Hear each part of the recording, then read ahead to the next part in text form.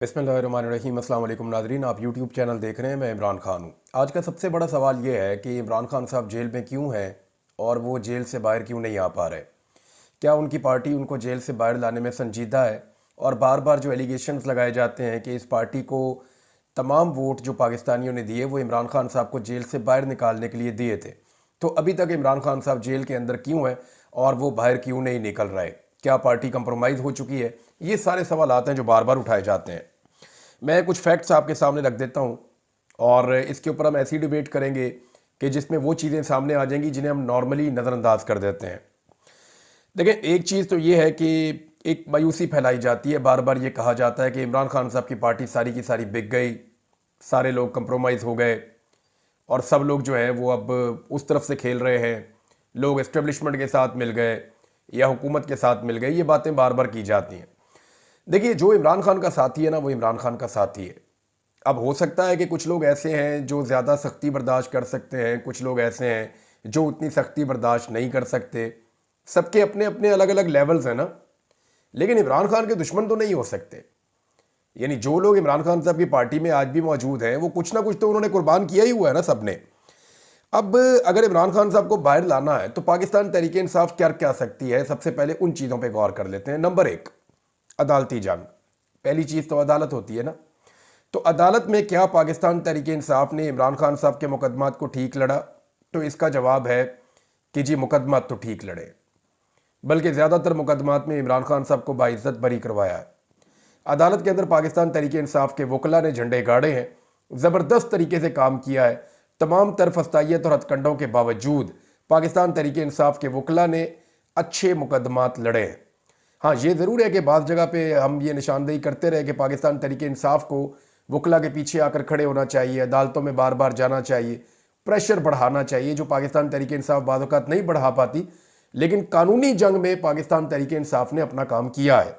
अब पूरी की पूरी अदलिया ही कंट्रोल हो गई है, मर्जी के जजेस, मर्जी के बेंचेस आ गए हैं, तो वहाँ फिर वो वकला बेचारे क्या कर सकते हैं। लेकिन उन्होंने मुकदमा ठीक लड़े हैं। दूसरा, अवामी सतह पर भरपूर तहरीक चलाई, जलसे जुलूस, रैलियां, अवामी राब्ता मुहिम। क्या ये काम पाकिस्तान तहरीक इंसाफ ने किया है? बिल्कुल, ये काम पाकिस्तान तहरीक इंसाफ ने किया है। ये इस मुल्क की वाहिद पॉलिटिकल पार्टी है जो लीडर के बगैर निकल आती है बाहर। यानी इमरान खान की जेल से सिर्फ एक कॉल आती है और पाकिस्तान तहरीक इंसाफ सड़कों पे आ जाती है और वो लब्बैक कहती है उस कॉल के ऊपर। तहरीक इंसाफ ने बड़े बड़े जलसे भी किए, जुलूस भी किए, रैलियां भी की और अवामी राब्ता मुहिम भी उन्होंने चला कर रखी। लेकिन यहाँ एक सवाल पैदा भी होता है, वो ये है कि क्या इमरान खान की कॉल के बगैर कभी पाकिस्तान तहरीक इंसाफ ने खुद से कोई एहतजाज किया इमरान खान साहब के लिए? ज़रा इस पर गौर कीजिएगा।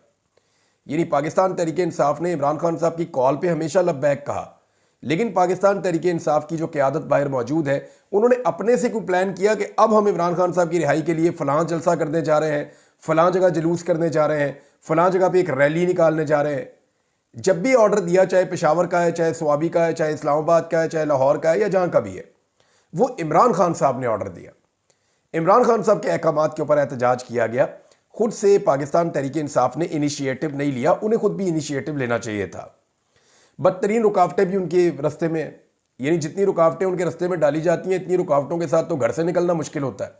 लेकिन तहरीक इंसाफ ने बार बार अपना लोहा अवामी मैदान में मनवाया। तीसरा, अपोजिशन का भरपूर किरदार क्या पाकिस्तान तहरीक इंसाफ ने अदा किया?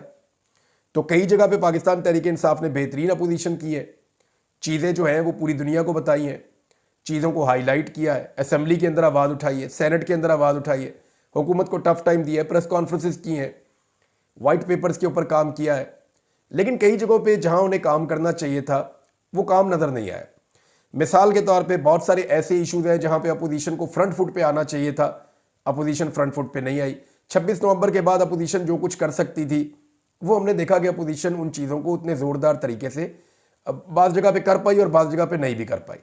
जुनैद अकबर साहब को जब मिली ये पब्लिक अकाउंट कमेटी की चेयरमैनशिप, तो मुझे ऐसा लगा कि ये एक ऐसा होता है जो पाकिस्तान तहरीक इंसाफ के हाथ में आ गया तो रोज़ाना की बुनियाद के ऊपर हुकूमत के स्कैंडल्स बाहर आएंगे। मेरी जुनैद अकबर साहब से बात हुई, मैंने उनसे पूछा तो उन्होंने कहा मीडिया रिपोर्ट ही नहीं करता, मैं तो बहुत सारा काम कर रहा हूँ वहाँ पे। तो फिर मैंने उनसे गुजारिश की कि जनाब, आपके पास मेरा नंबर है, आप हमारे साथ शेयर कर लिया करें जो भी आपकी कार्रवाई होती है या जो भी पब्लिक अकाउंट कमेटी के अंदर आप कोई स्कैंडल निकाल कर लाते हैं, वो स्कैंडल आप हमारे साथ शेयर ज़रूर किया करें। तो जुनैद अकबर साहब ने कहा जी बिल्कुल, अब हम आपके साथ शेयर करेंगे। उनको मीडिया से गिला है कि उनका अच्छा काम भी मीडिया नहीं बताता, और जो कुछ भी वो कर रहे हैं वो एक दबाव है हुकूमत के ऊपर, लेकिन मीडिया हुकूमत का साथ दे रहा है। बैनुल-अक़वामी सतह पर क्या आवाज़ बुलंद की पाकिस्तान तहरीक इंसाफ ने? तो बिल्कुल की है। ये वो काम है जो ओवरसीज़ पाकिस्तानियों ने अपने ज़िम्मे लिया और बड़े ज़बरदस्त तरीके से किया है।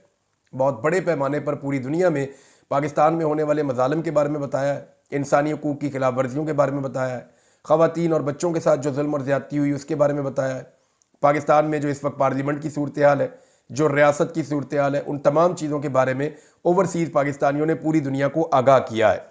इसमें ओवरसीज़ पाकिस्तानियों ने वाकई बहुत काम किया और इसके नताइज भी हम देख रहे हैं। अपोजिशन इत्तेहाद कायम किया जाए, ये एक बड़ी जिम्मेदारी है। 5वां नुक्ता जो है वो ये है। तो क्या इसमें पाकिस्तान तहरीक इंसाफ कामयाब हुई? तो अब तक की इतला के मुताबिक तहरीक इंसाफ ने एक अपोजिशन इत्तेहाद तो कायम किया हुआ है, लेकिन फजल रहमान साहब के मामले में बार बार एक बड़ा सवालिया निशान खड़ा हो जाता है। फजल रहमान साहब अगर इस हुकूमत से लड़के किसी तरह से अपोजिशन के साथ शामिल हो जाएं तो ये एक बड़ी ताकत बन सकती है, लेकिन फजल रहमान साहब पे भरोसा करना पाकिस्तान तहरीक इंसाफ के बस की बात नहीं है, क्योंकि वो बार बार एक सुराख से डसे जा चुके हैं। छठी जो चीज़ है वो ये है कि ये तमाम फैक्टर्स जितने भी दबाव के हैं, अगर इन सारों को इकट्ठा किया जाए तो क्या इनको पाकिस्तान तहरीक इंसाफ की क़यादत कैश करवा सकी? ज़रूरी ये नहीं है कि आप अवामी एहतजाज को बढ़ाएं, अवामी दबाव को बढ़ा दें, आप बैरूनी दबाव को बढ़ा दें, आप अपोजिशन अपना दबाव बहुत ज़्यादा बढ़ा दें, हुकूमत को हर फील्ड के अंदर टफ टाइम दे। ये सब कुछ हो रहा हो और इससे कामयाबी मिल रही हो, ये ज़रूरी नहीं है। हो ये रहा है कि पाकिस्तान तहरीक इंसाफ अगर मुख्तलिफ शोबों में बहुत अच्छा डिलीवर कर भी रही है तो वो उसको कैश नहीं कर पा रही। यानी कैश करने का मतलब ये है कि कम से कम वो इमरान खान साहब की रिहाई पर और नए इंतखाबात के ऊपर इस निज़ाम को आमादा तो करे, और ये तब होगा जब एस्टेब्लिशमेंट इस दबाव के नतीजे में पाकिस्तान तहरीक इंसाफ की क़यादत के साथ बैठेगी और ये किसी नतीजे पर पहुंचेंगे कि ठीक है, एस्टेब्लिशमेंट जो है वो अपना सियासी रोल ख़त्म करे, अदलिया के ऊपर दबाव हटाए ताकि इमरान खान साहब बाहर आए और उसके बाद पाकिस्तान एक नए इलेक्शन की तरफ जाए। तो ये जो आखिरी नुक्ता है, यहाँ पर अभी तक मुझे कोई सरगर्मी नज़र नहीं आती। पाकिस्तान तहरीक इंसाफ के कुछ लोग ये दावा करते हैं ऑफ द रिकॉर्ड, और वो बार बार कहते हैं कि हम बहुत करीब पहुंच गए हैं, हमारे एस्टेब्लिशमेंट से भी मुज़ाकरात हो रहे हैं, हमारे दीगर जगहों पे भी मुज़ाकरात हो रहे हैं, बैकडोर चैनल हमारे राब्ते खुले हुए हैं, और ये जो प्रेशर एक अवामी बनता जा रहा है या बैरूनी प्रेशर बढ़ता जा रहा है, इसके नतीजे में हम कोई फ़ैसला करने वाले हैं, लेकिन हमें कोई फ़ैसला होता हुआ दिखाई नहीं देता। यानी अब तक की जो सूरत हाल है उसमें तो पाकिस्तान तहरीक इंसाफ किसी भी जगह पे किसी भी सूरत में कुछ हासिल करने में अभी तक कामयाब नहीं हुई। अच्छा, अब आ जाए आप, दो नए प्रोपेगेंडाज हैं, ये बड़ी खौफनाक चीज़ है, मैं आपके सामने रख देता हूँ। एक तो इमरान खान साहब जो आर्टिकल लिखते हैं ना जेल से, उसके बाद काफ़ी दिनों तक एक प्रॉब्लम क्रिएट हो जाती है। प्रॉब्लम क्रिएट ऐसे हो जाती है कि पाकिस्तान में इमरान खान के अलावा कोई दूसरा ऐसा सियासी स्टफ मौजूद नहीं है, किसी लीडर की सूरत में, किसी बड़े आदमी की सूरत में, किसी पार्टी के मेन रहनुमा की सूरत में, जो इतने बड़े बड़े आलमी सतह के अखबारात के अंदर या जरीदों के अंदर कोई आर्टिकल लिख सके। कोई भी नहीं लिख पाता। यानी नवाज शरीफ साहब आर्टिकल लिखना तो दूर की बात है, वो आर्टिकल पढ़ते भी नहीं है। बिलावल या जरदारी साहब हैं, उनका भी पढ़ने लिखने से कोई ताल्लुक़ नहीं है। बाकी जो लोग हैं उनका भी कोई ऐसा पढ़ने लिखने से ताल्लुक़ नहीं है। तो बड़ा प्रॉब्लम ये है कि इमरान खान साहब क्योंकि लिखने पढ़ने वाले आदमी हैं, वो आर्टिकल्स लिखते हैं और वो पूरी दुनिया के अंदर पढ़े जाते हैं। तो यहाँ पे एक अजीब सी सिचुएशन पैदा हो जाती है, एक एहसास कमतरी पैदा हो जाता है, और उस एहसास कमतरी के बाद बजाय इसके कि अपनी कमी को पूरा किया जाए या अपनी लीडरशिप को ये कहा जाए कि जी वो पढ़े लिखे, को थोड़ा सा पढ़ने लिखने का काम करें, को थोड़ी सी मेहनत करें, वो करते ये कि इमरान खान के ऊपर अटैक कर देते हैं कि इमरान खान ने आर्टिकल कैसे लिखा। यानी बार बार ये सवालात उठाए जाते हैं कि जनाब जेल में तो उसके पास कागज़ पेन नहीं है, जनाब जेल में तो इमरान खान के पास ट्विटर नहीं है, उनके पास इंटरनेट नहीं है, तो फिर इमरान खान साहब ऐसे एक परफेक्ट आर्टिकल कैसे लिख देते हैं और वो आर्टिकल कैसे बैरून मुल्क जाकर छप जाता है और दुनिया के इतने बड़े बड़े इदारे उसे कैसे छाप देते हैं, ये सवालात लोग उठाते हैं। तो मामला ये है कि अगर आर्टिकल बाहर कैसे आता है, आर्टिकल लिखा कैसे जाता है, आर्टिकल छप कैसे जाता है, अगर ये आप लोगों को पता होता तो आप लोग इमरान खान की जगह पे नहीं होते। भाई इमरान खान आप लोगों से अलग इसलिए है कि वो आपसे 4 कदम आगे चलता है। जब इमरान खान साहब बाहर आ जाएंगे तो आप उनसे पूछ लीजिएगा कि जनाब आप आर्टिकल कैसे लिखते थे और कैसे वो पहुंचते थे और किस तरीके से वो इन्फॉर्मेशन जो है वो पास ऑन होती थी और कैसे वो आलमी सतह के बड़े बड़े अखबारात के अंदर, जरीदों के अंदर छप जाती थी। जब बाहर आएंगे तो पूछ लीजिएगा। फिलहाल एक मरतबा फिर शौकत खानम के ऊपर हमला शुरू किया गया है।